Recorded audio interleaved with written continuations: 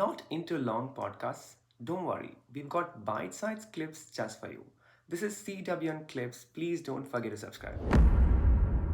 Looking at the volume or the amount of plastics we use on a day-to-day basis, starting from when we get up till we go to bed, so it's so much, right? So it's a constant use. We cannot live without that today, but how much we can actually avoid. As you rightly said, we cannot live without plastic. Think of this one. The cell phone is in our hand 24 by 7. We are even keeping it on our bedside when we are laying down because thinking that somebody is going to call. What is this made up of? It's full of plastic. So, this little toy or the computer that we are using now, it's also made up of good old days. We used to have all those capacitors, if you remember them. Those capacitors, big capacitors. This generation, previous generation will have an idea of those things. But now everything was replaced with transistors and the plastic tiny material. So it's a revolutionary thing. So the whole size has reduced. Now whole computational power is with us. Anything we can dictate using this machine. It's a little toy. But this is made up of plastic. This is what the plastic can do. So that's why it is really unavoidable in our life, to be frank with you.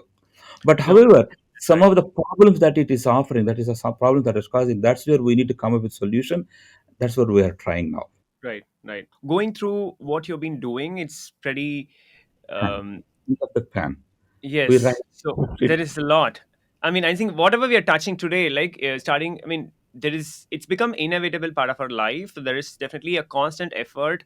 Consciously, we have to make to look at alternative or how do we actually do something about it. Before I get into your research, I think I want to pick your brain on maybe give a snapshot of your journey and how you got into thinking about sustainability and especially bioplastics as an area of research. I know you've been in the food and dairy science for a while, so I just wanted to probably the audience to know about your journey and what you've been doing all these years, and then how you have a spark and started to transition to do a research on bioplastics for the last 13 years.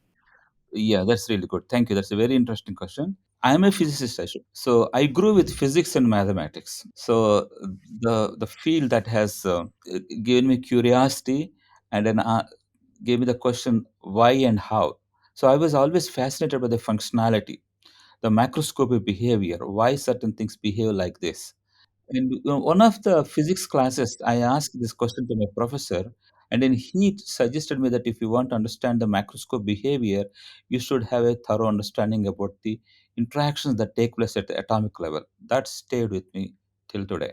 To do my PhD, I went to crystallography to understand the atomic structures, and I solved a varieties of structures on inorganic, unorganic uh, molecules in their crystalline state using both the single crystal diffraction and powder diffraction principles.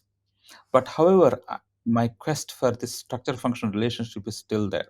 I could not, I mean, that was still not satisfied, I could clearly say. That's when I moved to Purdue University, Whistler Center for Carbohydrate Research, to work on this time on food polysaccharides, food materials. So this time I was using fiber diffraction principles to solve the structures and then try to explain their macroscopic behavior. For example, these food polysaccharides we use in on several food systems as a thickening and gelling agents, viscosifying agents. So, and that is where I would like to understand and explain the functionality based on the structure. And my stay at the Whistler Center at the Department of Food Science at Purdue University has helped me to convert myself, transform myself into a food chemist, from physicist to food chemist. During the time when I was working on structures, I also worked on cellulose and then other derivatives. One of my colleagues, she was able to solubilize cellulose because the cellulose by itself is not water soluble. So she was able to use solubilize it using inorganic solvents. She approached me whether I could explain it, how the solubilization is taking place, and how we could cross-link them and then try to make films out of it. Right. So I was fascinated and I was drawn into this area. I could say that. This is just a glimpse of one of the many conversations we've had in this channel.